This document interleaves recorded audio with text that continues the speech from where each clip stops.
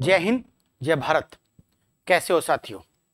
मैं Sanjay Chauhan discovery study circle के YouTube परिवार में आपका स्वागत करता हूं और आज एक नई क्लास के साथ जो पीछे चली आ रही है, वैसे तो फिजिक्स यानी भौतिक विज्ञान की एक नई क्लास जो हमारी चौथी क्लास है भौतिक विज्ञान की।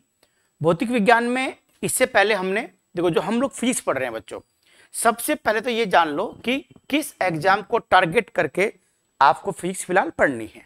आपके सामने कई एग्जाम ऐसे हैं फिलहाल, जैसे एनटीपीसी, रेलवे ग्रुप डी और रेडियो ऑपरेटर। ये तीन एग्जाम ऐसे हैं जिसके लिए साइंस अनिवार्य रूप से अच्छे प्रकार से पढ़ना है। कंसेप्ट क्लियर होने के साथ आपको पढ़ना पड़ेगा। ये तीनों exam NTPC, railway group D और रेडियो ऑपरेटर उत्तर प्रदेश वाला जो एग्जाम होगा इसके लिए। उसके अलावा जो सुपर टेट होना है आपका, सुपर टेट में भी फिजिक्स का अलग से पोर्शन दे रखा है, वहां इंपॉर्टेंट है। उसके अलावा एमटीएस का एग्जाम है, उसके अलावा CHSL का एग्जाम है, एमटीएस का है। ठीक है बच्चों, ये भी एग्जाम फोकस हमने कर रखे हैं। इस तरीके से फिजिक्स पढ़ाएंगे आपको कि सभी एग्जाम आपके कवर हो जाएं। ठीक है, इससे पहले मैंने आपको फिजिक्स में, आपको पता है, न्यूटन के तीनों नियम बताए हैं। न्यूटन के तीनों नियम के अलावा मैंने आपको फिजिक्स में बताया कि जैसे आपका उससे पहले न्यूटन के नियम के बाद घर्षण बल बताया है। और अब जो है आपका नई क्लास हमारी है अपकेंद्रीय और अभिकेंद्रीय बल की। सबसे पहली क्लास गति, विस्थापन और दूरी और चाल को लेकर थी, वो पहली क्लास है। प्लेलिस्ट में हमारी सारी क्लास पड़ी होती है, उन्हें आप देख सकते हो। अभिकेंद्रीय और अपकेंद्रीय बल, ये दोनों बल के बारे में आज हम लोग जानेंगे। अभिकेंद्रीय बल क्या है और अपकेंद्रीय बल क्या है, पढ़ा होगा बहुत सारे लोगों ने पहले भी। अभिकेंद्रीय बल और अपकेंद्रीय बल दोनों की बात करते हैं। अभिकेंद्रीय को बोलते हैं सेंट्रीपिटल फोर्स, सेंट्रीपिटल फोर्स। अपकेंद्रीय सेंट्रीफ्यूगल फोर्स, सेंट्रीफ्यूगल फोर्स बोलते हैं, सेंट्रीपिटल सेंट्रीफ्यूगल फोर्स। अभिकेंद्रीय और अपकेंद्रीय ये दो बल होते हैं बच्चों। इनकी अब मैं आपके सामने पूरी व्याख्या करता हूं, बहुत सिंपल भाषा में, बहुत साधारण भाषा में, और जो इसके एग्जाम्पल हैं, जो इसके एप्लीकेशंस है वो बताऊंगा। ठीक है, चलिए आगे बढ़ते हैं, स्टार्ट करते हैं। पहले अभिकेंद्रीय बल।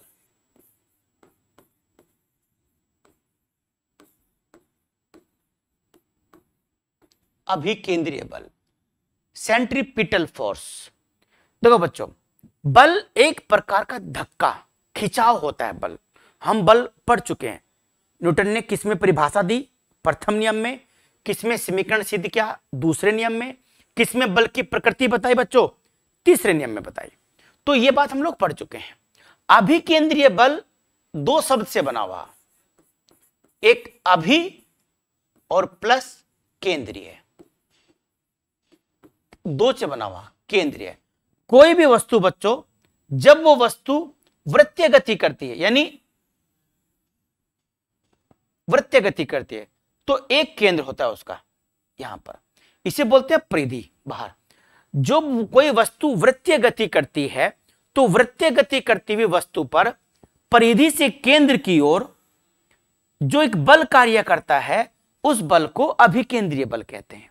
ये तो सिंपल फिजिक्स की किताब में लिखी हुई परिभाषा हुई कि वृत्तीय गति करती हुई या वक्राकार गति, ऐसे पूरी वृत्त भी नहीं बना रही हो, वक्र ही बना रही हो, केवल हल्का सा मोड़ ही लिया हो, तब भी तो वक्र बनेगा ना। तो हल्का सा मोड़ ही लिया हो, वक्र बनाया हो, तो भी जैसी वस्तु हल्का सा भी घूमेगी तुरंत अभिकेंद्रीय बल लगेगा। अभिकेंद्रीय बल वो बल है बच्चों जो प्रकृति में नहीं पाया जाता, इसलिए इस बल को बच्चों हिडन फोर्स या छद्म बल भी कहते हैं। ध्यान रखिएगा आप, क्या बोलते हैं इसको? छद्म। छद्म ना एक शब्द बना हुआ है परछन से, परछन, परछन यानी छद्म, छुपा हुआ। प्रकृति में अभिकेंद्रीय बल नाम का कोई बल नहीं पाया जाता, बल्कि प्रकृति में पाए जाने वाले अन्य बल अभिकेंद्र बल के रूप में कार्य करते हैं। तो अभिकेंद्र बल कोई स्वतंत्र बल नहीं है, बल्कि प्रकृति में पाया जाने वाला गुरुत्वाकर्षण बल, घर्षण बल, तनाव बल, ये सभी बल नाभिकीय बल, ठीक बच्चों, ये सभी बल अभिकेंद्र बल का काम करते हैं। कंसेप्ट समझिए, अभिकेंद्र बल प्रकृति में पाया जाने वाला मौलिक बल नहीं है, अभिकेंद्र बल के रूप में अन्य बल कार्य करते हैं। तो इसलिए अभिकेंद्र बल कैसा बल होता है? छद्म बल बोलते हैं या परछन बल बोलते हैं इसको, क्योंकि जो वस्तु वृत्तीय गति करती है, वो वृत्तीय जो गति करेगी कहीं ना कहीं तो वृत्तीय गति करेगी। तो जहां भी वृत्तीय गति करेगी वस्तु या वक्राकार गति करेगी बच्चों, तो केंद्र के उस पर एक बल कार्य करता है, इस बल को अभिकेंद्र बल बोलते हैं। वृत्तीय गति वस्तु अलग अलग करेगी तो अलग अलग वहां पे बल होंगे अन्य, वो बल ही अभिकेंद्र बल का काम करेंगे। देखो, जब कोई वस्तु वृत्तीय गति करती है, देखिए आप, ये देखिए ऐसे वस्तु वृत्तीय गति कर रही है, ऐसे करके, ये हटा देता हूं मैं, छद्म बल बोलते हैं और क्या बोलते हैं? परछन। ये लिख लीजिएगा आप जरूर इसको स्क्रीनशॉट लेकर। देखिए आप,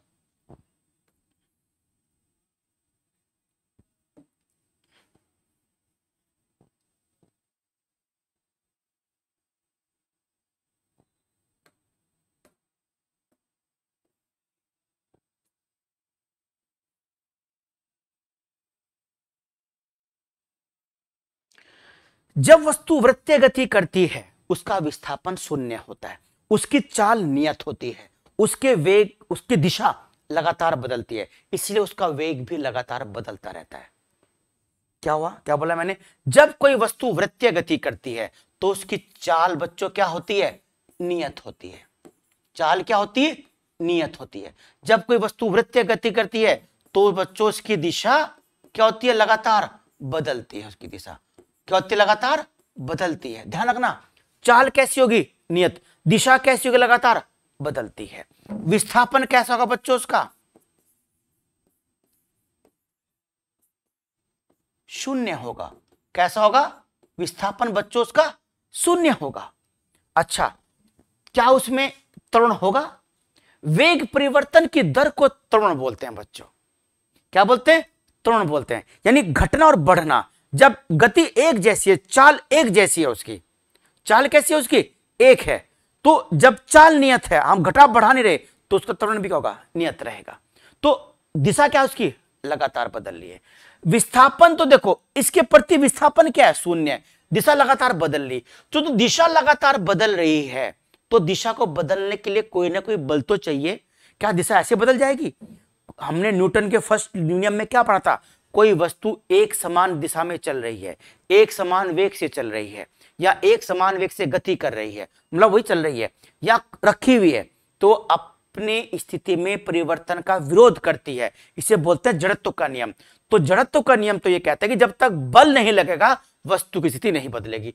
कोई वस्तु ऐसे घूम रही, दिशा उसकी यहां होती, अगले दिशा उसकी ऐसी होगी, अगले पे कैसी होगी? ऐसी। तो जो उसकी दिशा बदल रही है लगातार, तो दिशा बदलने के लिए कोई ना कोई बल तो चाहिए, वही बल होता है अभिकेंद्रीय बल। कौन सा बल होता है? अभिकेंद्रीय बल। तो ये बताइए बच्चों, जब वो वस्तु लगातार से चल रही है, उसकी दिशा लगातार बदल रही है, तो विस्थापन पहले देखो, वस्तु ना जो बाहर स्पर्श रेखा है, इसे बोलते हैं स्पर्श रेखाएं, तो वेग की ना जो दिशा होगी बच्चों, वो बाहर की ओर होगी, ऐसे करके। कैसे होगी? बाहर की ओर। तो जब ऐसे होगा, दिशा बदलेगी उसका, तो वेग की दिशा भी लगातार क्या होगी? बदलती रहेगी बच्चों। जब ये बदलती रहेगी, दिशा भी बदलेगी, विस्थापन शून्य, चाल नियत रहेगी, तो उसकी जो दिशा बदल रही है, इस दिशा को बदलने के लिए जो बल आवश्यक होता है, उसे बोलते हैं बच्चों अभिकेंद्रीय बल। क्या बोलते हैं? अभिकेंद्रीय बल बोलते हैं। समझ गए होंगे? अभिकेंद्रीय बल वृत्तीय गति या वक्राकार गति करने के लिए अति आवश्यक होता है, जो वस्तु की जो गति होती है उससे केंद्र की ओर कार्य करता है। ठीक, अभिकेंद्रीय बल। अब अभिकेंद्रीय बल मैंने बताया कि छद्म बल है, झूठा बल है ही नहीं प्रकृति में। अन्य बल अभिकेंद्रीय बल का काम करते हैं। जैसे जब आप कहीं सड़क पर चलते हो, अगर सड़क बिल्कुल ऐसे और ऐसे मुड़ गई, तो क्या आप सही से मुड़ पाएंगे? झुकी हुई सड़क नहीं होगी तो नहीं मुड़ पाएंगे, क्योंकि आपकी दिशा सीधी है, आपने बस जैसे हैंडल ऐसे घुमा दिया। जब हैंडल ऐसे घुमा दोगे तो न्यूटन के प्रथम नियम के अनुसार आपका शरीर सीधे जाना चाहेगा, और घूमे ऐसे अधड़ाम से गिर जाओगे, न्यूटन के फर्स्ट लॉ के अनुसार। तो अब क्या करते हैं, जब आपको ऐसा घूमना होता है ऐसे करके, तो जिस दिशा में मोड़ होता है, अगर बाईं तरफ मोड़ है तो बाईं तरफ वाला हिस्सा सड़क का झुका देंगे नीचे। ठीक, क्यों झुकाएंगे? तो जैसे आप गए, आपको ऐसे कर्व लेना है, यानी आपको वक्र लेना है ऐसे। तो जैसे आपकी गति वक्राकार होगी तो आवश्यक अभिकेंद्र बल चाहिएगा। आवश्यक अभिकेंद्र बल कहां से मिलेगा? सड़क और आपके जो गाड़ी है उसके टायर के बीच में लगने वाला जो कौन सा बल बच्चों? लगने वाला घर्षण बल। कौन सा बल? लगने वाला घर्षण बल अभिकेंद्र बल का काम करेगा। वो घर्षण आपका सही तरीके से मिल सके, वो आपका घर्षण सही तरीके से आपकी गति को नियंत्रित कर सके, इसलिए सड़क को झुका देते हैं। सड़क नहीं झुकाएंगे, जब सड़क नहीं झुकेगी तो आपका शरीर सीधे जाना चाहेगा। ऐसे झुक जाओगे तो आप ऐसे झुकते हो कि ऐसे झुकते हो, केंद्र की ओर झुकते हो, ताकि आपको आवश्यक अभिकेंद्र बल मिल जाए। किस रूप में? घर्षण के रूप में। आप अपनी गाड़ी को ऐसे घुमा दोगे, ऐसे करके। जब आप ऐसे घुमाओगे ना गाड़ी को, जब ऐसे घुमाइएगा तो केंद्र की ओर आपकी दिशा रहेगी। तो सड़क और आपके बीच का जो टायर का जो संपर्क था, वो संपर्क पूरा पर्याप्त बना रहेगा। जब वो संपर्क पर्याप्त मात्रा में बना रहेगा तो घर्षण बल भी पर्याप्त मात्रा में बना रहेगा। जब घर्षण बल पर्याप्त मात्रा में बना रहेगा तो आप गिरेंगे नहीं। ठीक, तो यहां पर घर्षण बल अभिकेंद्र बल का काम करता है। एक रस्सी में आपने पत्थर बांधा इतना मोटा, उसको ऐसे घुमाइए, आप घुमा रहे हैं, ऐसे घुमाए जा रहे एक हाथ से ऐसे। जब तक रस्सी में तनाव है वो घूमता रहेगा, और आपने घुमाते घुमाते बंद कर दिया, हाथ रोक दिया, तो पत्थर का खोपड़िया में लगेगा आपके, और खोपड़िया के टुकड़े तो नहीं होंगे, खोपड़िया में चोट लग जाएगी आपके। जब आप उसको ऐसे घुमा रहे हो, जब उसको आप ऐसे घुमा रहे हो तो यहां पर उस जो पत्थर घूम रहा है लगातार, उसकी दिशा अंदर की ओर ऐसे है। उस रस्सी में उत्पन्न तनाव बल, कौन सा बल बच्चों? रस्सी में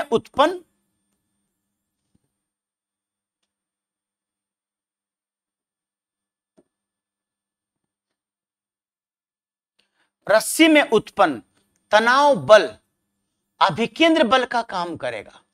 कौन सा बल? ये ध्यान रखना आपको, कब कौन सा बल अभिकेंद्र बल का काम कर रहा है। रस्सी में पत्थर बांध कर घुमाइएगा तो जो आवश्यक तनाव बल है, जो अभिकेंद्र बल चाहिए आपको, तो रस्सी में तनाव क्या कर रहा? अभिकेंद्र बल का काम कर रहा, केंद्र की ओर आने का काम कर रहा। आपने ऐसे पत्थर को ऐसे बांध रखा, घुमाना बंद कर दिया, पत्थर लगेगा सीधा, अभिकेंद्र बल के कारण। किसके कारण? अभिकेंद्र बल के कारण। तो यहां अभिकेंद्र बल कौन सा है? आवश्यक तनाव बल है। किसी परमाणु की नाभिक के अंदर बच्चों, ये कोई परमाणु है, ये उसका नाभिक है। आप जानते हैं उसके नाभिक के चारों ओर क्या करते हैं? इलेक्ट्रॉन, क्या?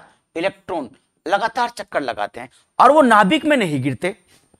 यानी एक बल तो कैसा उनको बाहर की तरफ लगता है, एक बल कैसा उनको घुमाने, जब ये घूम रहे हैं तो यहां पर आवश्यक कौन सा बल? नाभिकीय बल। नाभिकीय बल, आवश्यक नाभिकीय बल अभिकेंद्र बल का काम करता है। इलेक्ट्रॉन नाभिक के चारों ओर अपनी अपनी कक्षाओं में घूमते हैं, तो इलेक्ट्रॉनों के अपनी कक्षा में घूमने के लिए जो आवश्यक अभिकेंद्र बल चाहिए बच्चों, वो आवश्यक नाभिकीय बल अभिकेंद्र बल उपलब्ध करवाता है।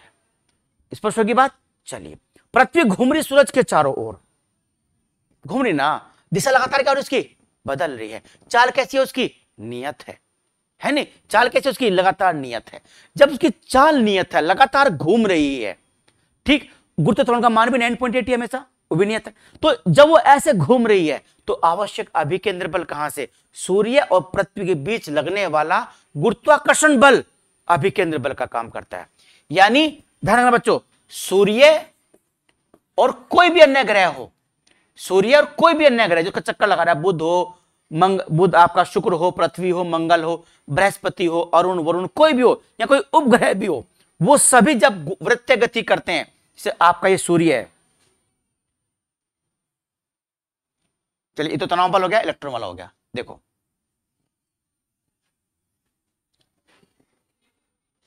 ये आपका सूर्य है,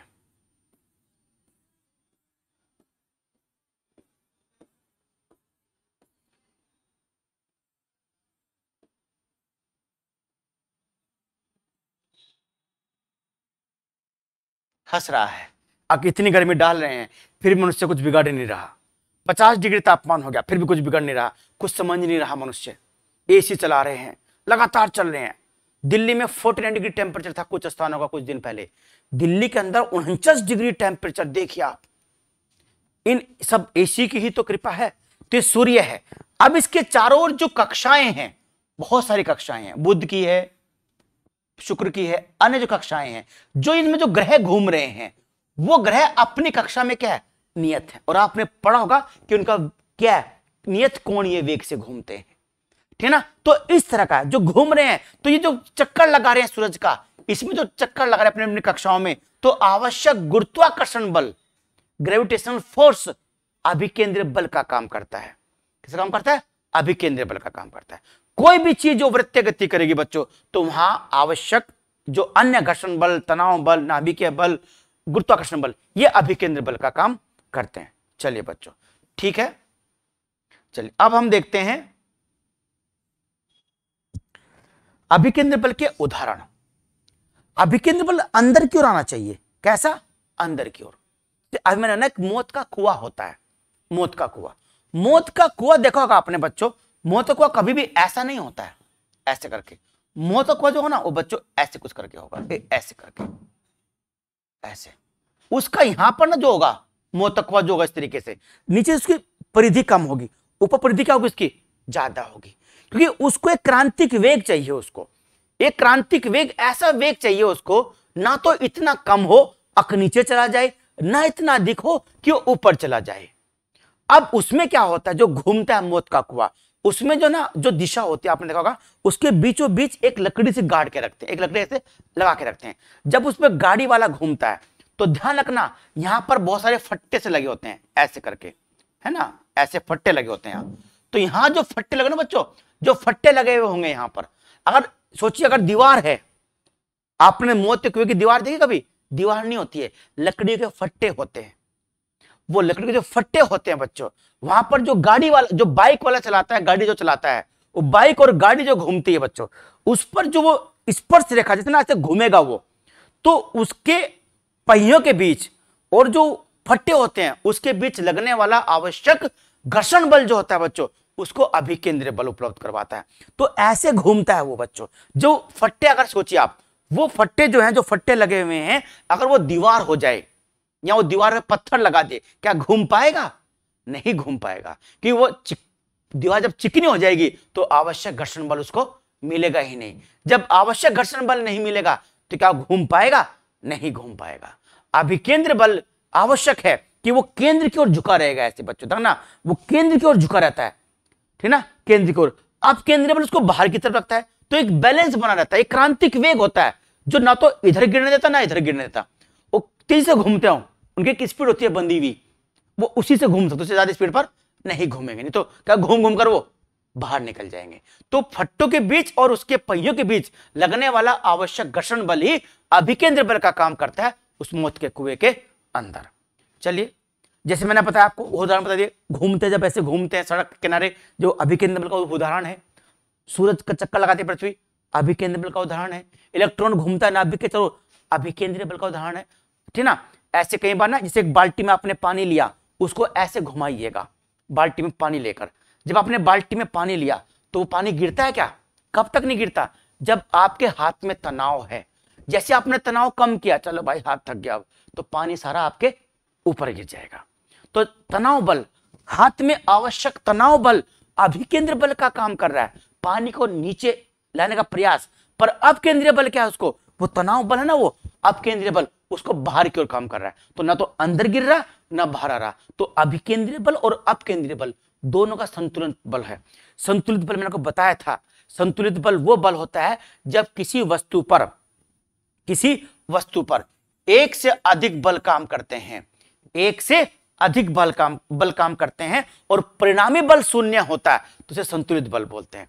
और जब वस्तु पर एक से अधिक बल काम करते हैं और जो वस्तु जिस बल की दिशा में कार्य करती है उसे असंतुलित बल कहते हैं। ठीक, तो ये तो हो गया हमारा अपकेंद्रीय बल। कौन सा बल, अपकेंद्रीय बल। वो अभिकेंद्रीय। अब हम देखते हैं अपकेंद्रीय बल। अपकेंद्रीय बल, सेंट्रीफ्यूगल फोर्स। अपकेंद्रीय बल बच्चों वो बल होता है जो वृत्तीय गति करती हुई वस्तु पर, ये केंद्र है, ये आपकी परिधि है, करती वस्तु पर बाहर की ओर कार्य करता है। कैसे कार्य करते हैं, बाहर की ओर कार्य करता है बच्चों, ऐसे करके बाहर की ओर कार्य करता है। यानी वृत्तीय गति करती हुई किसी वस्तु पर केंद्र से बाहर की ओर कार्य करने वाला बल अपकेंद्रीय बल होता है। क्या होता है? अपकेंद्रीय बल होता है। जैसे जैसे आप सड़क पर ऐसे घूमते हो तो आप ऐसे झुक जाते हो, कि ऐसे झुकते हो आप सेंटर की तरफ, अभिकेंद्रीय बल आवश्यक के लिए, है ना। लेकिन अगर आप खूब झुके और झुके तो ऐसे गिर जाओगे। लेकिन अगर आप एक बैलेंस बनाया हुआ है आपने, एक बल जो बाहर की ओर काम कर रहा है बच्चों, जो बाहर की ओर, वो अपकेंद्रीय बल है। तो अभिकेंद्रीय बल और अपकेंद्रीय बल दोनों संतुलनकारी बल होते हैं। अभी आपको पता है, एक डब्बा, एक बाल्टी में पानी लो, ऐसे घुमाओ उसको आप, पानी नीचे नहीं आएगा, कि अपकेंद्रीय बल क्या है, उसको बाहर की ओर फेंकता है बच्चों। क्या करता है? बाहर की ओर बल, वो पानी नीचे नहीं गिरेगा। इसे बोलते हैं बच्चों अपकेंद्रीय बल। वॉशिंग मशीन इसी पे काम करती है। वॉशिंग मशीन में देखा होगा आपने, जहां पे कपड़े धोते ना, एक तो होता है क्लीनर, एक होता है ड्राई क्लीनर। तो जैसे आपने कपड़े डाले क्लीनर में, तो ना कपड़े डालते हैं तो उसकी सतह ना बाहर से खुरदुरी सी होती है, उस पर ऐसे लाइन सी खिंची होती है सतह पर, इस तरीके, है ना, एक उस पर। तो ना वो कपड़े क्या होते हैं, जब उसमें कपड़े ठूसते हो आप, चल भाई धो दे अब तो इसको, तो ना कपड़े क्या करते हैं, वो बाहर क्यों रहेंगे ऐसे, कई बार क्या होगा वो अंदर क्यों रहेंगे ऐसे। तो वो कपड़े ना बाहर टकरा कर ऐसे अंदर की ओर आते हैं, ऐसे करके कैसे आएंगे, अंदर की ओर। तो जो उसका क्लीनर है बच्चों, कौन सा है? क्लीनर, जो धोने वाला है। जब कपड़े ना बाहर की ओर जाएंगे, उसकी सतह टकरे ना, जैसे आपका जो है ये, जैसे आपका ये कोई वॉशिंग मशीन है, इस तरीके करके। अब यहां पर क्या ना, वो खुरदुरी लाइनें खींची हुई ऐसे करके, ऐसे, ठीक, ऐसे लाइनें खींची हुई। तो जब यहां ना बच्चों जो लाइनें खींची हुई हैं ऐसे बाहर की ओर, तो जो बाहर की जो लाइन खींची हुई है बच्चों, उन सतह से कपड़े टकराते हैं और वो आपस में रगड़ खाते हैं, और रगड़ खाने से क्या होता है बच्चों, कपड़े साफ हो जाते हैं।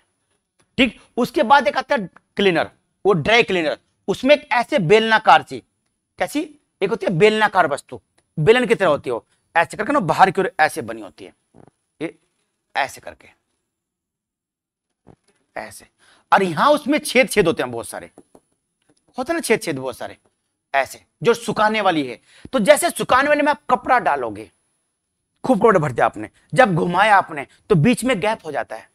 गैप क्यों हुआ? कपड़ा बाहर की ओर आया, और बाहर में क्या लगे हुए, छेद लगे हुए। जब कपड़ा बाहर जाएगा, उसमें एक मशीन लगी होती है प्रेशर वाली, वो पानी को बाहर खींच लेती है। क्या करती है? पानी को बाहर खींच लेगी। तो जो पानी बाहर खींचेगा तो अपकेंद्रीय बल, पानी अंदर आता तो अभिकेंद्रीय बल। पर पानी कैसे आ रहा? बाहर की ओर, तो अपकेंद्रीय बल हुआ बच्चों। तो वॉशिंग मशीन पे किस पे काम करती है? अपकेंद्रीय बल पे काम करती है। किस पर? अपकेंद्रीय बल पर। ठीक है बच्चों, अपकेंद्रीय बल पे काम करती है। दूध से मक्खन निकालने वाली मशीन या क्रीम निकालने वाली मशीन होती है ना, जब हम दूध को उसमें रखते हैं बर्तन में, जब वो घूमती है रई उस पर, जब रई घूमती है तो रई क्या करती है, वो दीवार को, उस दही को ना बार बार बर्तन की दीवार टकराती है ऐसे, है ना, जैसे कोई बर्तन है ऐसे करके, ये ऐसे बर्तन है ऐसे करके, ठीक ना, बन गया मटका सा, वेरी गुड, बहुत अच्छा बना है। तो इसमें जब आपने दही रखा तो यहां पे ना एक रई रखी आपने ऐसे करके, वो रई चल रही है, ऐसे घूम रही है। तो जो घूमेगी ना तो दही यहां टकराएगी बर्तन की दीवारों से।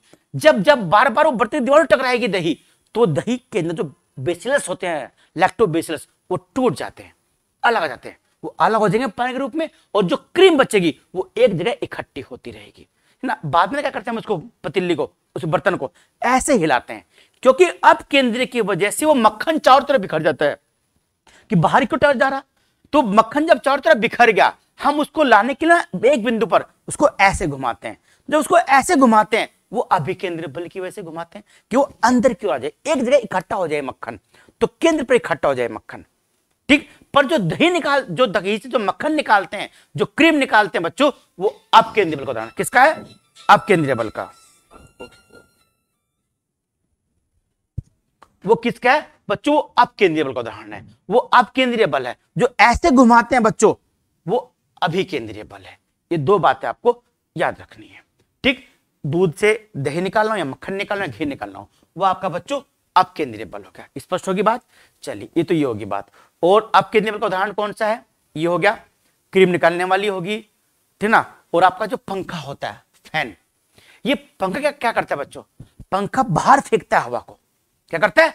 बाहर फेंकता है ऐसे। काम हमेशा क्या, हवा को फैलाना है, बाहर फेंकना है, हवा को फैलाना, बाहर फेंकना है। अपकेंद्रीय बल, कौन सा बल, अपकेंद्रीय बल। याद रहेगी बात, ये अपकेंद्रीय बल है। एग्जॉस्ट फैन खींचता हवा को, है ना, एग्जॉस्ट फैन जो बाहर निकालता है सफोकेशन, वो खींचता हवा को, तो वो जो बल होता है वो अभिकेंद्रीय बल होता है। कौन सा, एग्जॉस्ट फैन अभिकेंद्रीय बल पे काम करता है, ये पंखा जो होता है अपकेंद्रीय बल पे काम करता है। ठीक है, तो उदाहरण मैंने आपको बहुत सारे बता दिए, ये उदाहरण आपको नोट कर लेने अपनी बुक में, ये बहुत इंपॉर्टेंट उदाहरण सारे के सारे। ठीक है, उम्मीद करता हूं आपके समझ में आया होगा। ठीक है ना, कुछ नई चीज सीखी होगी। और चैनल को लाइक जरूर करें, कमेंट्स करें, बताएं कैसी क्लास लग रही है आपको, सही है, कुछ सुधार करने की आवश्यकता है कि नहीं है, क्या किया जा सकता है इसमें और अच्छा। सब्सक्राइब करें और लाइक अवश्य करें। जय हिंद, जय भारत।